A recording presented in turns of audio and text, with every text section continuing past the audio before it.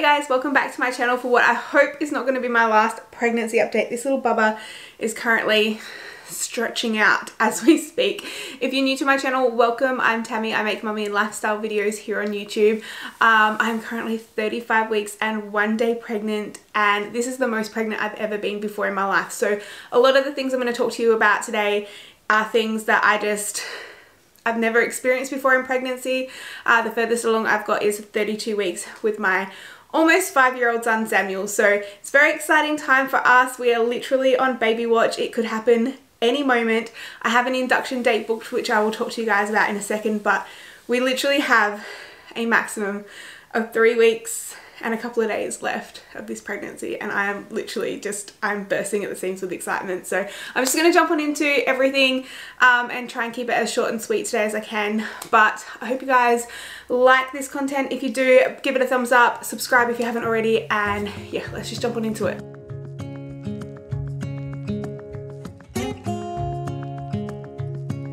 I think I'm going to start off by saying again, if I'm puffing and panting in this video, I apologize. There's literally not a lot of space left for my lungs with this baby, and currently it is stretching. I don't know what it's doing. I think the legs are going up. It's doing something in there, so I do apologize for being a bit short of breath, but yeah, there's just not a whole lot of room left in there at the moment. Last week I mentioned I was having some issues with swelling, especially in my feet and my face and my hands. It's changed a little bit this week. I haven't really had any swelling in my hands or my arms or my face. It's mainly just been my feet and ankles, and it doesn't matter if I'm on my feet for 10 minutes or 2 hours. I'm just getting swelling of the feet and ankles really, really bad. I've been trying really hard to go for somewhat long walks, even just around the mall, a couple of hours a day, and then I come home and I'll have a bath with Epsom salts. It seems to be helping. Apparently it's just a sign of pregnancy, a symptom of pregnancy. I don't really know what to do about it. My doctor didn't seem too concerned about the swelling side of things, so she just said to keep an eye on it, and if I got a little bit more worried about it, to call in and get some more advice. But overall she said that everything was looking good, so she wasn't too concerned about that. The other probably alarming thing that I mentioned last week was my blood pressure. I actually did end up having it checked the day I went for my ultrasound, which was the day after I filmed my pregnancy update. I did end up going to a pharmacy and getting it checked. I tried to get it checked at the hospital, but it was going to be a ridiculously long wait, like 2 hours just to get that done. So I opted just to go to the pharmacy. I got it done. It was 125/90.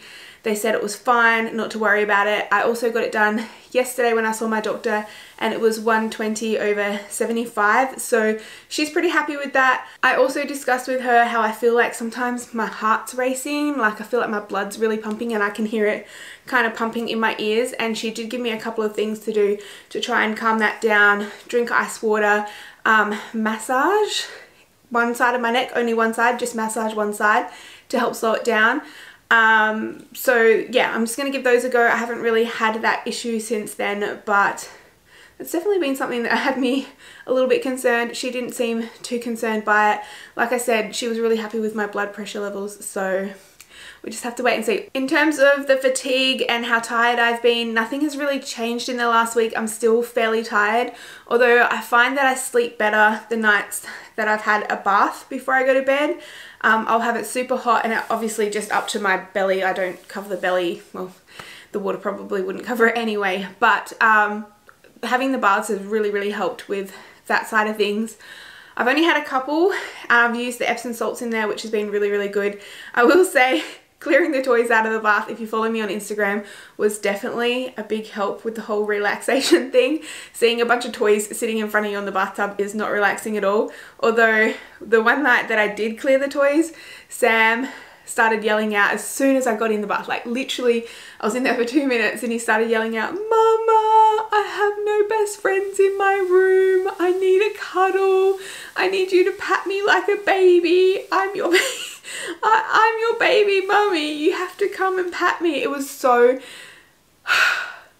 cute, but the mum guilt was there, and I'm like, "Man, come and cuddle Sam." So I did enjoy my bath. It was really good. Sam came in and gave me a cuddle, but yeah, that's definitely been helping. And then I also mentioned how emotional I've been.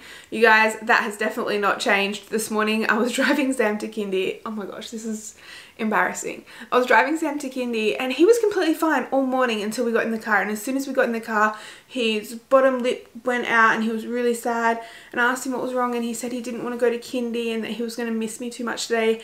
And then he had tears and then I had tears and we both had tears on the way to kindy this morning. I felt so bad. I know that I probably shouldn't have got so emotional. I should have like tried to hype him up for it, but I'm just an emotional wreck at the moment. I think he's definitely feeding off of how I'm feeling. I literally cry over everything. I cried last night because we ordered HelloFresh this week and 3 of the 4 meals that I've cooked so far have tasted delicious and I was really happy. So it's honestly crazy how much I'm crying over the smallest things. It's insane, it's embarrassing, but I did want to mention it because if you're going through the same thing, you're not alone. I'm definitely a blubbering mess at the moment. The new symptoms I've been feeling this week that I didn't have last week have been quite surprising, to be honest. Lightning crotch is a thing, apparently. It is painful, you guys. If you've had it before, you know what I'm talking about.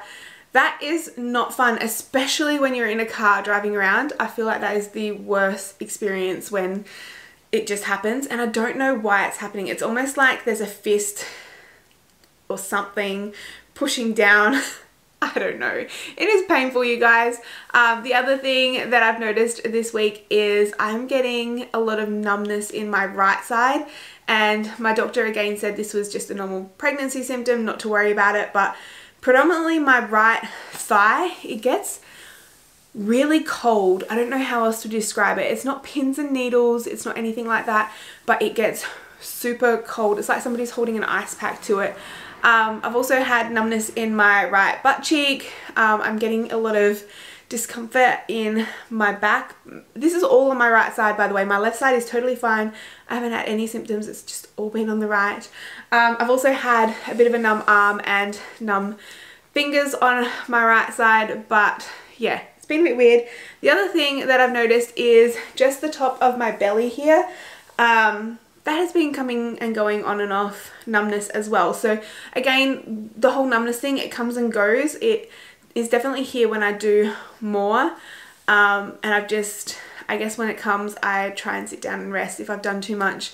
I have tried really hard to be a bit more active this week. Like I said, going for long walks around the shopping centre, looking at things, taking Sambo to look for birthday toys and things like that, just trying to keep moving as much as I can, and then resting when I am at home and putting my feet up. So that's pretty much how the last week's gone in terms of symptoms. It's been really weird. Baby is moving like crazy, especially throughout the nighttime. I feel like this is going to be a night owl baby. It kicks a lot at nighttime, but during the day it stretches a lot. So as soon as I sit down, especially in the car, I can just feel like, I don't know, it feels like baby's like pushing its arms up and its legs down at the same time. It's the weirdest feeling, but it is honestly the greatest feeling, and I'm so happy that I get to experience it. And even though I wish that I was getting induced a couple of days earlier so that the kids' birthdays weren't quite so close together, yeah, I don't want this feeling to end. I think it's going to be really weird when I can't feel it anymore. Although I am going to be excited to be able to pick things up off the floor, because that has not been happening this week at all.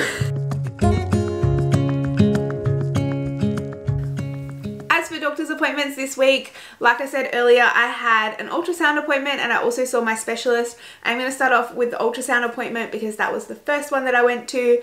Everything is looking fantastic, you guys. I honestly walked out of there feeling so calm and happy, probably the happiest I've been this entire pregnancy. I felt ecstatic, like I was walking on air. Baby is measuring at 2.7-ish kilos. Give or take 400 grams. She said obviously they can't be heaps accurate, so I'm hoping the baby is on the smaller side, definitely not the bigger side. It looks like it's gaining about 200 grams a week, which she was pretty happy with. Baby is carrying most of its weight in its belly and legs. Apparently it has long legs, although everything is fairly proportioned pretty well. She was very happy with that. It's currently sitting in the 80th percentile for size, which is definitely better than the 98th percentile at 29 weeks when I had my last ultrasound. So that was definitely, yeah, a much better ultrasound appointment. All of its organs were perfect, heart, everything was going really, really well. We did get the best photo of baby's face. Oh my gosh, you guys, it's so squishy. I can't wait to kiss this baby and show it love and give it cuddles and snuggle with it. And I know Sam is the exact same. We are just so, so happy. If you want to see that photo, I'll show you guys at the end of the video when I show you my bump shot. But it's also on my Instagram account. So if you go to Instagram and type in whatever is down here, because I can't remember right now, you guys will be able to see the photo up close and a little bit better than obviously in a video. The other appointment that I had this week, like I said before, was my specialist appointment. I had that yesterday morning. She didn't seem too worried about the symptoms that I've been having. She checked my blood pressure, she checked baby's position, baby is head down, she checked baby's measurements, and she also checked baby's heartbeat. She said that everything looked perfectly fine. The only thing that we changed in that appointment was that from 36 weeks onwards, I would stop aspirin. So there's that. And we booked my induction date. That was probably the biggest conversation that we had throughout the entire appointment. I am very nervous about this, you guys. I don't know if you've been induced before. If you have, can you just leave some feedback down below of how that happened for you? I was under the assumption that it would be medication that I was going to be taking, like Jackson, but it's going to be completely different. So with Jackson, I was given medication to bring on labour, but this time around they insert a balloon, which sounds really painful. So yeah, like I said, any information you guys can give me, any experiences that you've had, let me know in the comments down below. The date is booked for I think the 22nd of August, and that's going to be in the afternoon, and then I will most likely have baby the next day. I did want to mention something while I'm talking about the doctor's appointments, because I got so many questions in the last video about this, about our hospital, especially with the hospital bag, baby's hospital bag video, and that is about the hospitals here in Australia. I just wanted to touch base on that. So a lot of you guys that watch my videos are from the US or the UK, and it is completely different over there than what it is here. We do have both private and public hospitals. Obviously, if you want a private hospital, you get a private hospital room, and your husband can most likely stay overnight. I don't know, I've never been a private patient before. But if you're a public patient in a public hospital like we are, things are a little bit different. So Matt will most likely be sent home after I've been induced, which has me a little bit anxious, because I don't know how long after you get induced you actually go into labour. Yeah, I'm a bit nervous about that. I've got a lot of anxiety about that. That's why I kind of would prefer to go into labour by myself at home before I get induced. I'm so nervous about this. So Matt, yeah, like I said, he can't stay overnight at the hospital. It honestly doesn't bother me so much after baby's born, because it would be nice for Matt to come home and bring Sam home and be home with him. I would much prefer that, so that Sam has somebody with him, and then the two of them can come to the hospital and come and pick me up the next day if I'm getting discharged. But yeah, that's probably one of the biggest differences. Partners can't stay overnight. Obviously, if you're giving birth overnight, it's a different situation. Your partner would be awake with you. You would hope anyway. Matt, take note. If I'm up during the night having this baby, you're going to be up with me, buddy.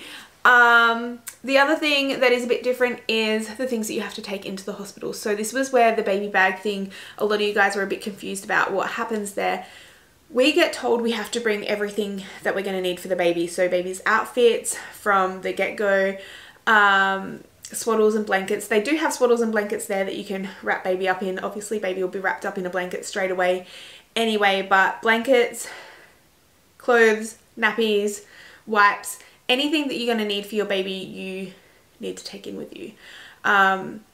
So I guess that's the payoff of not paying any money to have a baby in the public system here in Australia. So I won't have a gap to pay. I won't have to pay thousands of dollars to give birth to this baby, but I will have to take my own things in. So I just wanted to explain that, because I know a lot of you guys are a bit confused and wondering why I'd packed nappies in my baby bag and or diapers, depending on where you are in the world, and wipes and things like that. And it's because you have to take everything in with you. So yeah.